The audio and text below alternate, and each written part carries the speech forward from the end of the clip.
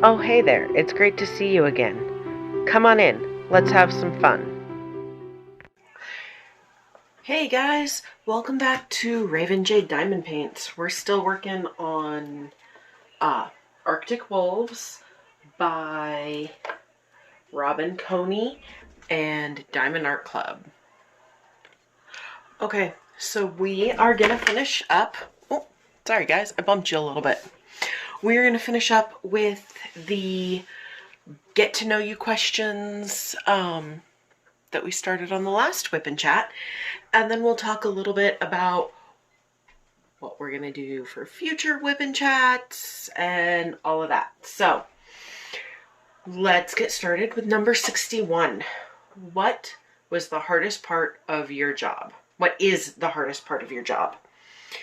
The hardest part of my job is really helping families come to understand that their child needs more help, isn't quite hitting those developmental milestones and needs some interventions. It's not an easy conversation to have because it's not something anybody wants to hear. I love helping the families, I love supporting the families, but it's a hard conversation. What was your first job? My first job was Wendy's.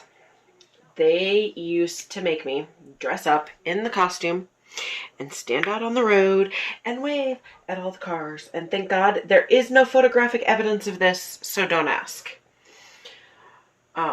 Thank God that, my first job and all of my teen years happened before social media. Because, yikes. 63. If you could have any job, what would you want to do or be? I love my job, but I would love, my dream job would be to run the Family Services Disabilities Mental Health program for a grantee. To be the head of the department, develop all the protocols and all of that, just so that I'd have more of a say in how we're supporting our families. That would truly do it for me. It's also why I'm getting my master's degree. When did you immediately click with someone you just met? What was the long-term result? So one of my best friends right now, I actually kind of bombarded the first time I ever met her. She, sorry guys, I got a little tickle going on. So I met her in Colorado Springs. She was just coming on board with the previous Head Start grantee, and she was going to move out to the Western Slope. And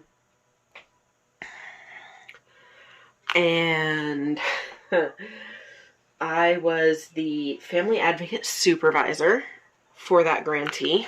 They lost the grant. That's why we're all working for the new grantee. So much better. Long story. Not really going to go into that one. Anyhow, it was her first day. She was just starting. And I heard one of our executive team members talking to her and saying, oh, I'm so glad you're going to be the new area manager. And so I went up. She hadn't even checked in to the hotel yet. And I walked up to her and I said, hi, I'm Raven Jade, and you and I are going to be great friends. And we are. That's that story. Number 65. If you became a multi-millionaire overnight, what would you buy? The first thing I'd buy would be property to build a house, but I'd pay off all my debt first. I'd buy my sister a house. I'd buy my parents a house if they wanted their own place. I'd pay off my student loans. I would pay off my sister's student loans. I'd set up a college fund for my kiddo. Yeah. I'd probably buy a car. I love my car, but I'd probably buy, a car. I would donate some of it to the Head Start grantee so that they could continue to serve and offer wonderful programs. Yeah. All right. So these next ones are going to be pretty quick answers. Just because it's one or the other, and then it goes into a would you rather. So pick one, comedy or horror. I'm going to go horror first and then comedy. Cats or dogs? Dogs. Chatting or phone call? I'm assuming by chatting they mean like messenger or text messages, and yes, please. Like I can do phone calls, but no thank you. Pick one. Be cheated on. Cheat or be cheated on? That one's not fun. I would rather be cheated on, I think. Because at least then I would know, hey, I can't trust this person anymore. And I'm not a cheater. Pick one, chicken or beef? Beef, give me a good steak. Good steak any day of the week. Coke or Pepsi? Coke. Exceptional strength or intelligence? Intelligence.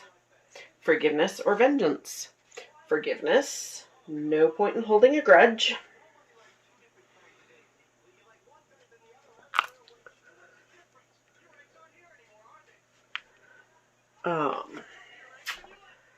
Free healthcare or free education? Free healthcare, because if you didn't have to pay for healthcare, you'd have money for your education. I mean, the reverse is also true, but healthcare is a basic human right. So is education. I'm not saying it isn't. But at least through high school, we already provide free education. So, healthcare. Pick one, Halloween or Valentine's? Halloween. Not because I'm forever single, guys. Just, we're not going to talk about Valentine's. We're just not going to go there. Hashtag forever alone. Pick one, meat or fish? Meat. I don't do fish. That's why they kicked me out of Alaska. Because salmon, halibut, gross. No, thank you. Not happening. Pick one, Monopoly or chess? Neither. Ew. Let's go chess. Nike or Adidas? Nike. Stripes or polka dots? Stripes. Summer or winter? Summer, we've already had this discussion. I am a beach bum, not a snow bunny. Chocolate or vanilla? Chocolate. Chocolate. Spicy. Bungee jumping? Oh, here's your would you rathers. All right, guys, we are on number 82. Would you rather go bungee jumping or skydiving? Bungee jumping, for sure. All the way, because, at least with that one, if something goes wrong, you're going to hit water, as opposed to jumping out of a perfectly safe airplane. Not that I would ever do either, because, crazy. Not stupid, guys. Yeah. Crazy, I may be. Stupid, I try not to be too often. Would you rather deal with a crying baby or a saucy and spoiled child? Crying baby, hands down, because you can calm and soothe a crying baby. Don't come at me with those spoiled kids. Just no. No, thank you. My grandmother always had a rule. You will always love your children. Raise them so other people can love them too.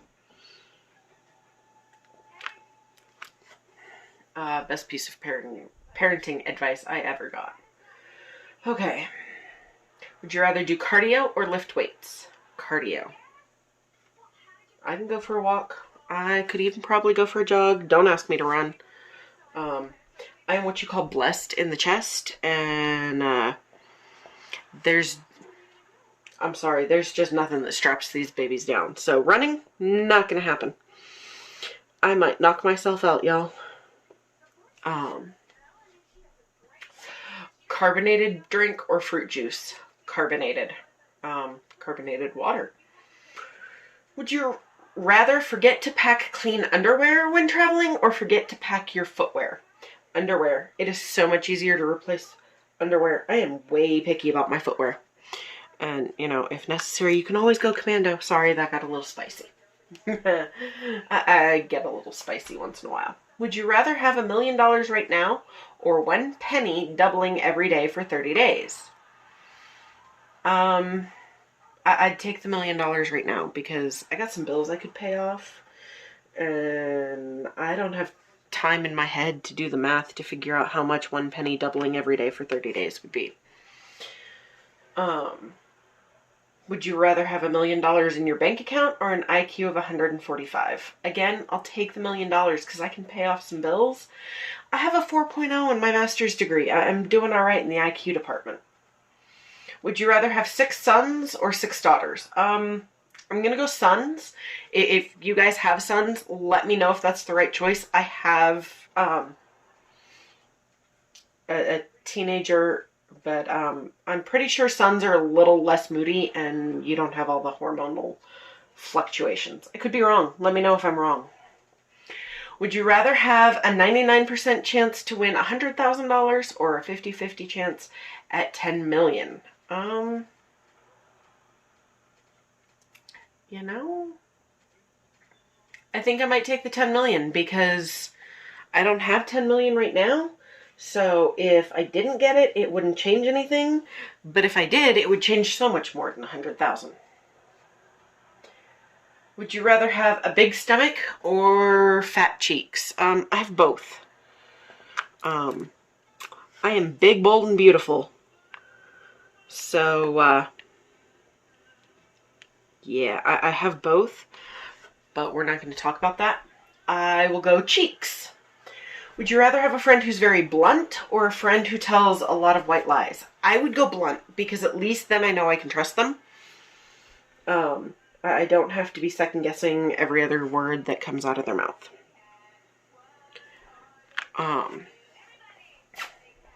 93. Would you rather have a live-in massage therapist or a live-in chef? Massage. Give me a massage every day of the week. I like to cook. And I'm a decent cook, so God, I sound like I'm, you know, applying to date somebody. I am a really good cook. I'm also really good at baking, but yeah, give me those massages. Would you rather have a roommate that eats a lot or one that sleeps a lot? Eats, because then I don't have to be quiet.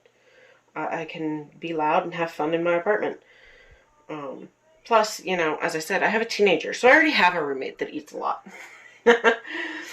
Would you rather have an American accent or British accent? British. That was horrible, guys. Don't come at me. I know that was horrible, but I love the sound of the British accent. So, yeah, give me a British accent. Plus, you know, the British have free healthcare. Would you rather have annoying neighbors or neighbors who you always seem to annoy? Annoying neighbors, because to me, I think there's less conflict. I can just hide in my house and ignore them. Whereas if I annoy them all the time, I have a feeling they're going to be over all the time, and then I have to deal with the conflict, and I just don't want to deal with the conflict. I don't like conflict. I just, no. Would you rather live in a place where it's always raining or a place where the sun never goes down? Having lived in Alaska where there are times when the sun never goes down, I will take the rain because at least then things are green. And it doesn't F up my sleep cycle. Trust me, y'all. Land of the Midnight Sun is no joke. You can sit out on your front porch at 2 o'clock in the morning and read a book without having to turn on the light. It's bad. 98. Would you rather live in an apartment or a house? I need a house. There's like 12 different kinds of dogs that I want. I gotta have a yard for them to be able to run around. So give me a house, please. 99. Would you rather live in ancient Greece or ancient Rome? Greece. Hands down, Greece. Because I like the Greek Parthenon so much better than the Romans. Their stories are so much cooler. And that is the perfect segue into what I want to do with some of this going forward. I have shared with you guys, I love history. I love American history. I love Tudor history. I love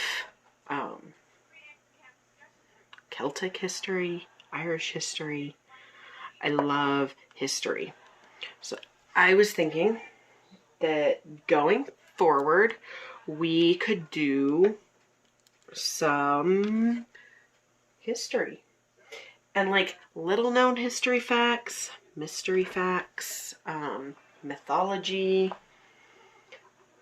That sounds like fun. And, you know, hopefully you guys will like it too. Maybe not, but it is what it is. And we're going to give it a shot.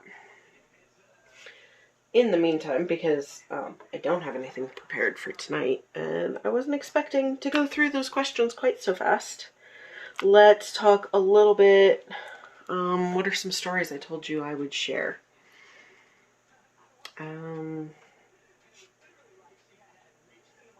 Iditarod. I told you my dad moved to Alaska to be a dog musher with his PhD. It's not entirely true. The story's a little bit longer than that. So let's get into that one because it's kind of fun times. My father grew up in Fort Collins. He was born in Santa Monica, but he grew up in Fort Collins, Colorado. And he grew up watching those old Western frozen frontier shows, you know, Sergeant Preston of the Yukon, that kind of thing, and just fascinated with the North Country. So he had always wanted to move to Alaska. Well, instead, he joined the Air Force during the Vietnam War, and he was a navigator for the KC-135 refueling jets, which, by the way, they still use.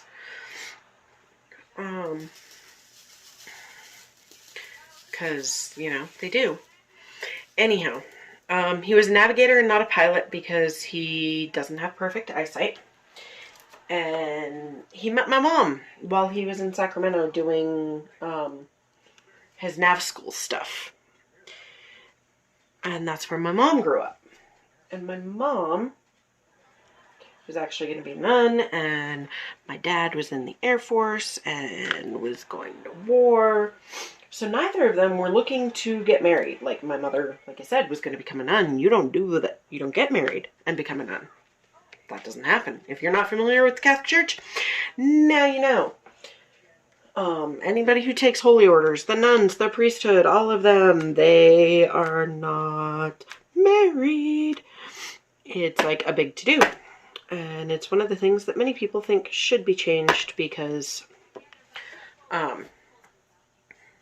there's a shortage of decent, you know, not pedophilic Catholic priests.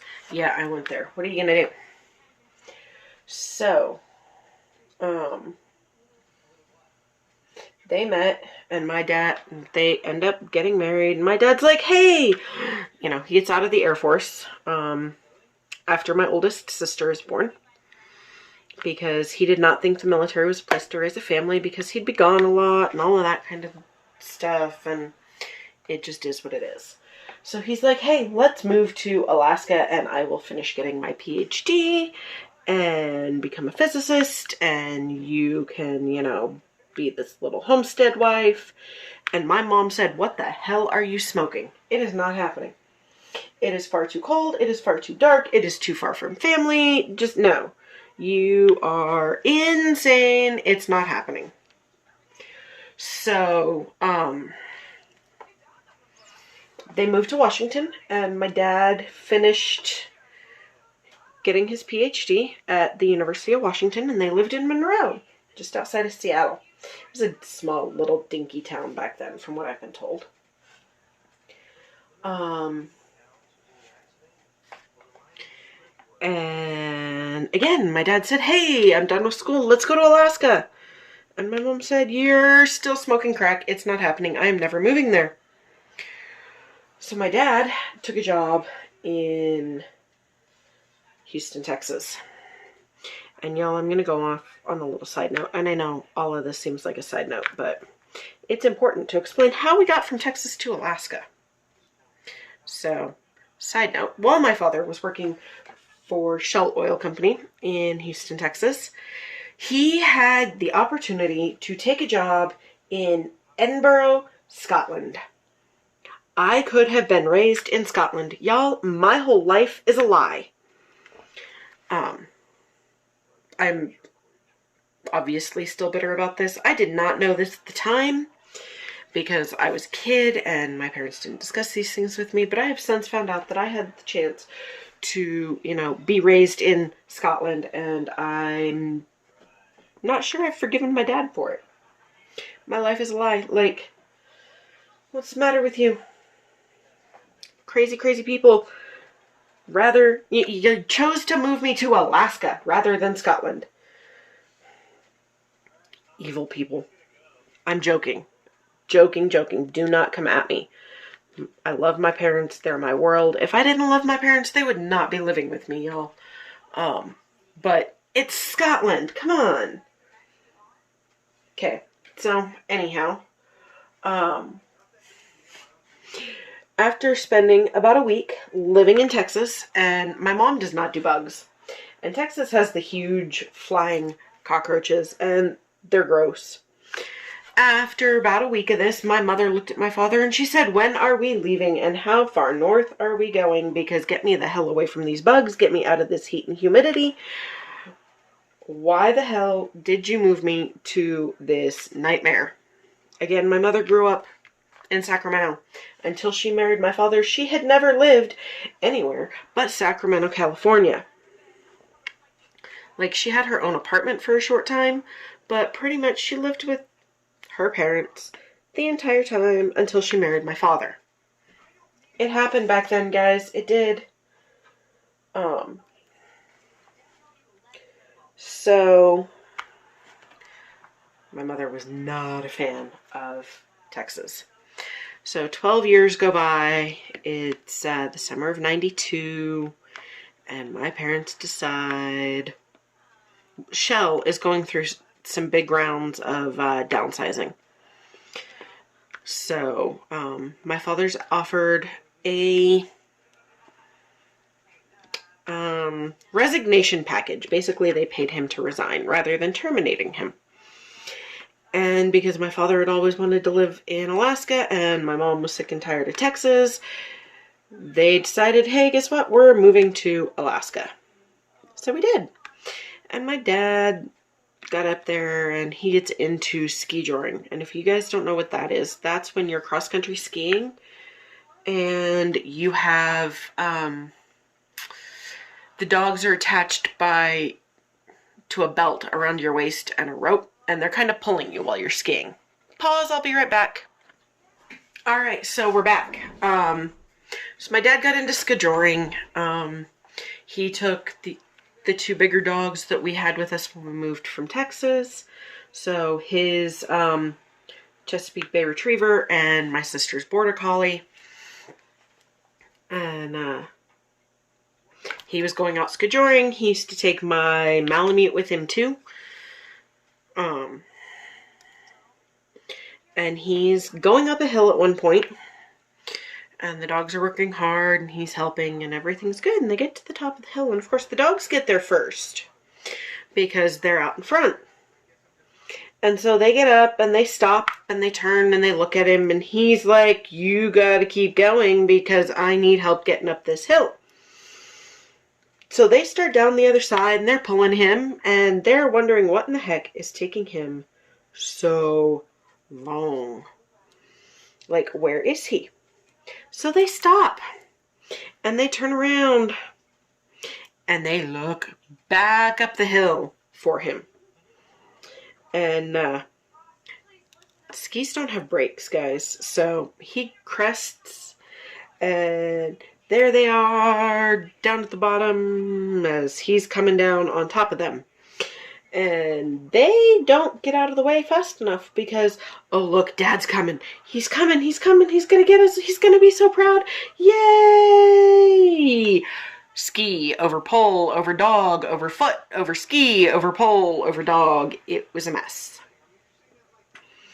And it was around that time that some good friends of ours up there told him, hey, you know sleds have brakes? And he was like, whoa, I gotta try this. And the monster was created. Now, even when we lived in Texas, my father had loved Iditarod. He thought it was great. He would volunteer and follow the race. Well, he didn't volunteer when we lived in Texas, but he followed the race from Texas.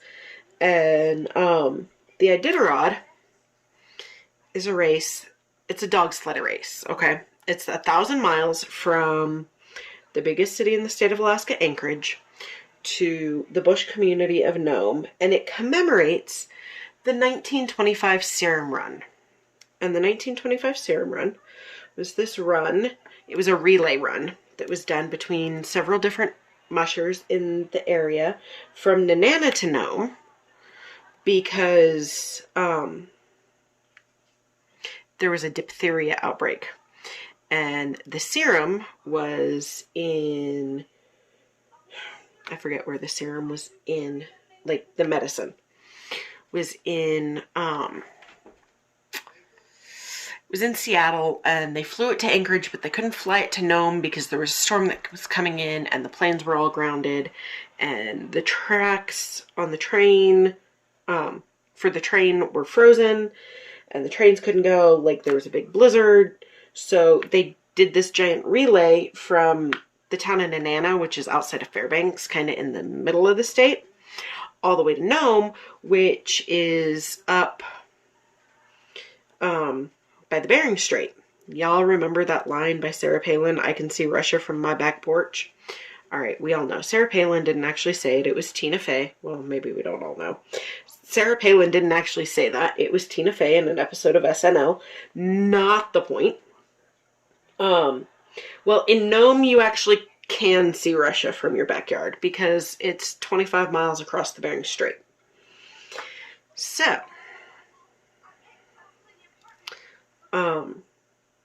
anyhow, so that was the serum run. The medicine got there, the kids were saved. Great big hoopla. So in the 70s, this guy, Joe Reddington Sr., noticed that dog mushing and sled dogs are dying out, and it's like one of the big historical things from Alaska's, culture. And so he wants to save it. So he creates this race to run along the old mail route from Anchorage to Nome. It's like 1,000 miles. Pause. All right, we're back again. Sorry, had to change colors. So that's how the Iditarod got started. Fun fact, it actually started the same year my parents got married. So, anyhow, my father gets into the dog mushing because sleds have brakes. And at that point, he's like, dude, I have loved Iditarod for a really long time. And he put together a 5-year plan to run the race. And it took him about 10 years to complete his 5-year plan. Okay, so 10 years to complete his 5-year plan to run this race. Because, life happens. Anyhow, he was the oldest rookie to run the race that year. He finished 58 out of 61 finishers. He ran the race 4 times. He got pretty sick running it the first time. Kind of dehydrated, very sleep deprived. My father does not do well with a lack of sleep. So he was sleep deprived and his stomach was upset. And my mom was there and met him in Nome. Sorry guys, I'm looking for the next color.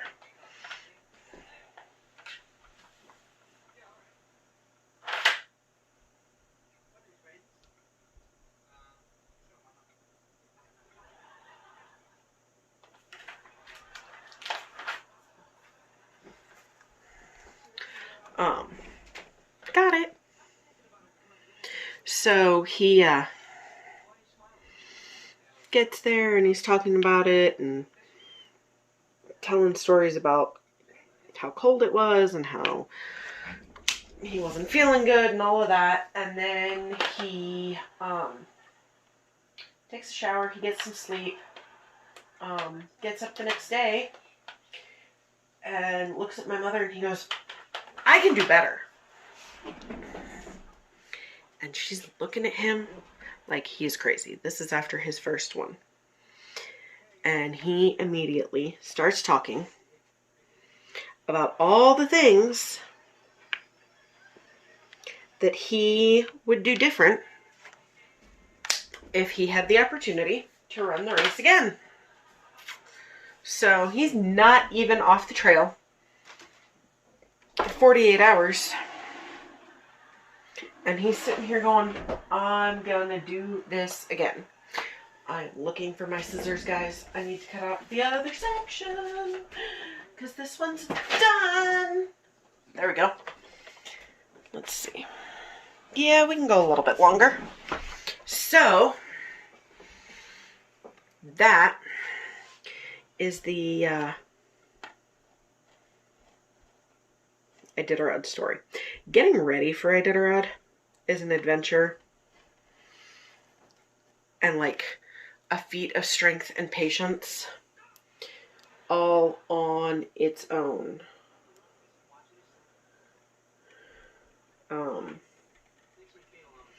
You can't just like be sitting in bed one day and say, oh my goodness, I'm gonna go run this race.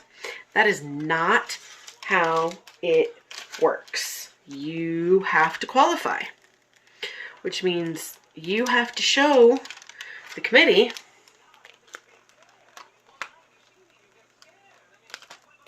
that you are actually like competent enough in your dog care, in the care for you, and the supplies that you need, and all of that to be able to run the race. So, you have to do these qualifying races. You've got to run 2 200-mile races and 1 300-mile race within like 2 years of when you want to run your first Iditarod.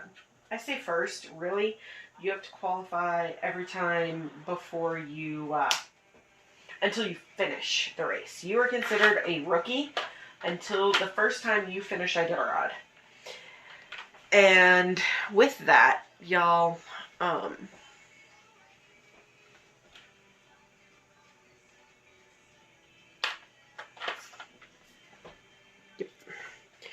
Iditarod, more people have climbed Mount Everest than have finished the Iditarod. This is not like a small feat.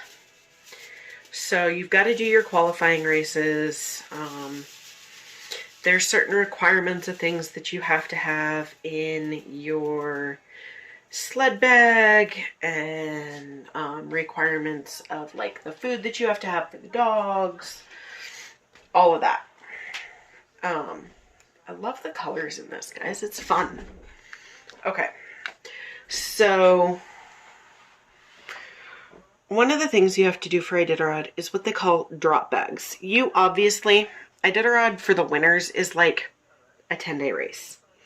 For your back of the packers, middle of the packers, you know, It's 9 to 10 days for the winter, and everybody else comes after that. Up to 2.5 weeks. So,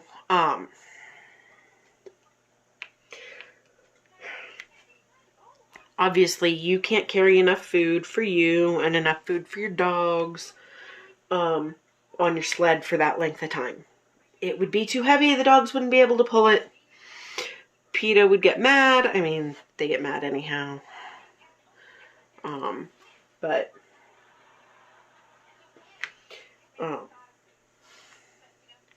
yeah. So you have these drop bags. And these drop bags are bags loaded full of stuff that you're going to you're going to pay Iditarod to ship out to the various checkpoints along the route. And every year the route is a little different. In the even-numbered years, you run the northern route, which runs through, one part of the Yukon River area, through those villages. And on the odd number years, you run the southern route. That might be backwards. Anyhow, even number years, you run one route. Odd number years, you run the other route. Just different parts of the Yukon River. Biggest river in Alaska. Runs from the Yukon Territory through Alaska and out to the Arctic Ocean. Huge river.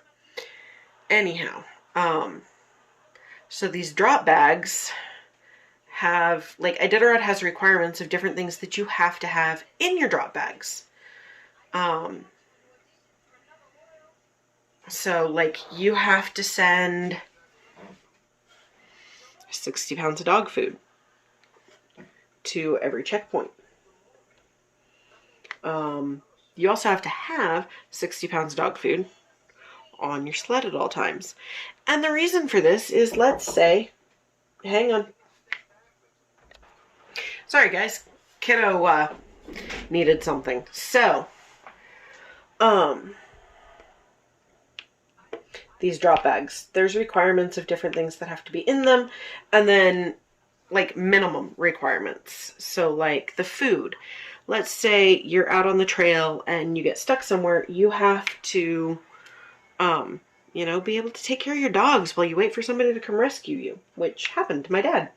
Actually, the second year he ran the race, he ended up breaking his sled. Like, it was a low snow year. There was not a whole lot of snow, so the trail was pretty rough. And he broke the runners on his sled, which are the little metal things that the basket sits on, and it glides across the snow. That's how it runs, or slides, is the runners on the sled. So he broke both of those, and ended up having to, he ended up breaking his leg doing it, and he got frostbite on a couple of his toes while he sheltered in a cabin with the dogs, waiting for help to come. I think he was out there about 24 hours by himself, and then help got there at night, and they waited till morning to actually, like, put him on the snow machines and get him out. It's fine. He's fine. The dogs were fine. He ran the race 2 more times after that. So out of the 4 times he ran the race, he finished it 3 times. But drop bags. So you have this kind of like party where you and your friends get together. This is if you're a normal musher and not like one of the people that wins the things, professional, with big money sponsors who pay people to do this for you. But you have your friends come over and you take a weekend before the bags have to be turned in, and you pack up the drop bags. Well, my father, being the scientist that he is very analytical about things. That's a nice way to put it. Let's say he's very analytical. Really, it's much more the first 4 letters of that word, but I love my dad. So he created a spreadsheet that had exactly how many cups of kibble needed to be in each Ziploc bag to go to each checkpoint, how many fat snacks, because he had calculated how many calories per day the dogs needed, and how many calories were in each fat snack and in each meat snack and in each bag of kibble. Like, he broke it all down. It was kind of crazy. But he had this huge spreadsheet that broke it down based on drop bag. So by checkpoint, this is everything that needs to go in the drop bag or bags for this checkpoint. And so he had showed me this spreadsheet, and I'd helped him work on it and all of that. And it comes time to set this all up. And yeah, I'm an adult, guys. I'm like 23, 24, but these people that are helping him are like my parents' friends. So they're in their 50s, and you know, I was raised by some old-fashioned people, and you don't tell your elders what to do, right? You sit back, you let them tell you what they need, and that's just how it is, right? Well, somehow I ended up being put in charge of this spreadsheet and directing this entire party of what to do. It was a little overwhelming, but it got done, and everybody said I did a good job, and I was a natural leader, and it was fun.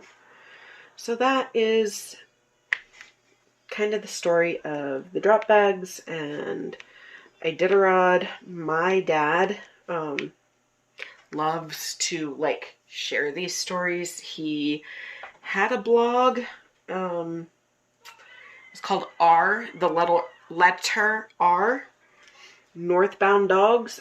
I'm pretty sure it's still available somewhere, that has some of his stories. If you guys want to go check those out. But that's kind of where that's at.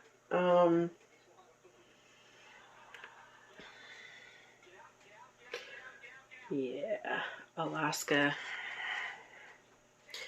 Alaska's beautiful. Like, if you guys are wondering if you should go to Alaska, yes. Go in May when the snow is gone and the temps are still cool and everything is green.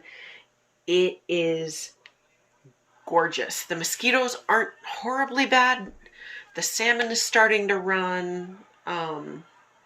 If you want to see the northern lights, you got to go to the interior. So you got to go Fairbanks, kind of in the middle, and you got to go in the winter when it's cold, and pray for a clear night.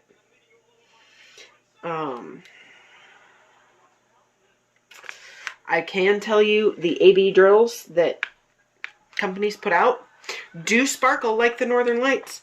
Guess what? If you whistle, the northern lights will like follow you. They'll dance for you. You can whistle at them and tell them, basically control them. It's kind of fun. It's a lot of fun. I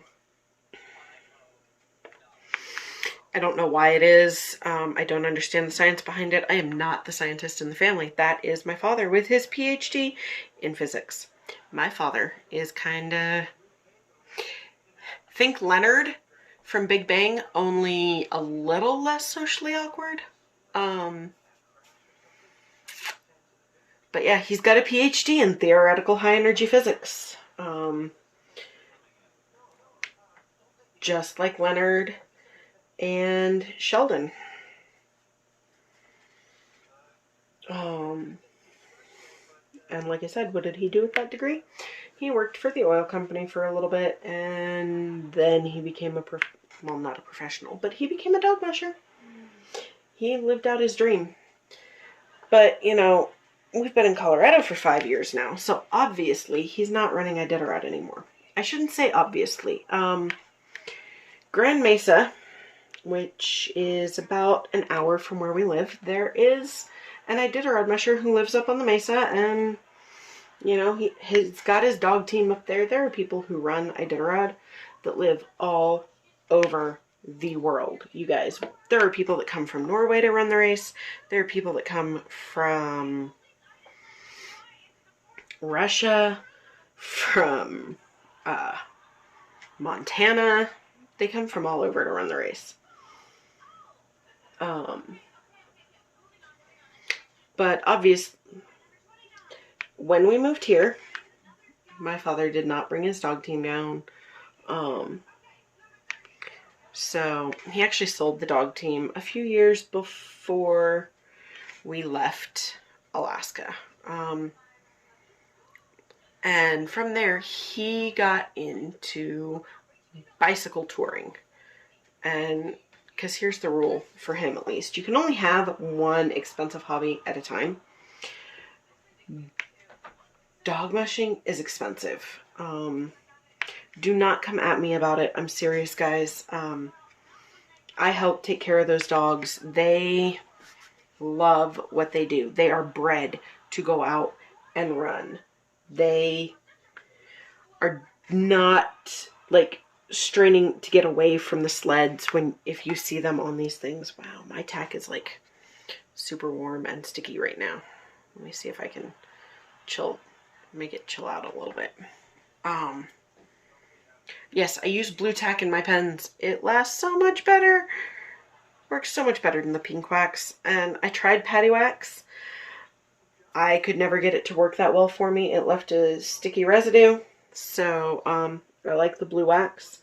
As long as you're careful and you don't, like, stick it to your canvas, you're fine. And even if it does get stuck to your canvas, yeah, it's going to stick there. It's going to leave a blue mark, but the drills are going to cover it up and you're not going to see it. So, it's fine. I love it. Doesn't mean y'all can't use patty wax or the pink wax or the blue wax or, you know, let's see, people are using museum putty. They use Not Your Mama's Mud. I have not been lucky enough to get any of that and try that out, so that's not happening right now. But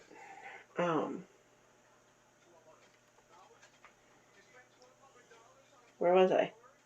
Good Lord. Y'all, I can talk and talk and talk, and I will talk in circles and lose my train of thought. The dog team. The dogs, they love what they do. They are happy. They get sad when they can't go out and run. When the dogs get old and are ready to retire, most mushers will either, you know, give them to somebody who's just getting started for a recreational team. They will, you know, become house pets and live in the house with them. They get sad when they can't go on the runs, when they get too old to be competitive anymore.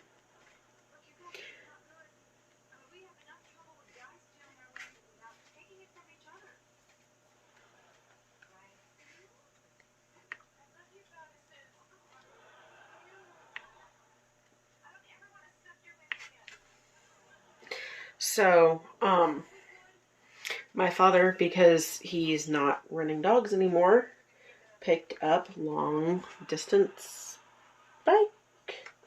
bicycle, like powered by his Chevrolet legs, y'all. Bicycle riding.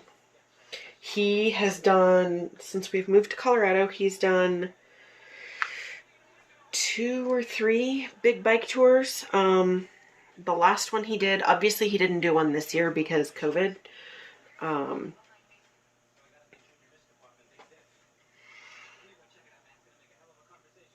But he,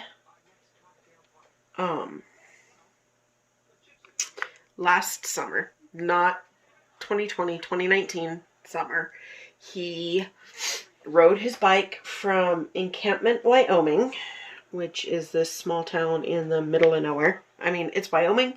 Most of it's middle of nowhere. Sorry, Wyoming. You know it's true.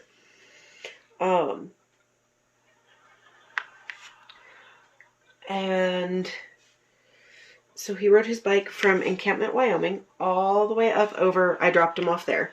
He didn't ride from the house because there weren't a whole lot of safe roads to get to encampment. And it would have added another, like, 3 weeks onto his trip to ride from the house to encampment in Wyoming. He rides about 50 miles a day. That's his average. And then, you know, you put in a couple of rest days and some weather days, and that's how you figure how long he's going to be gone.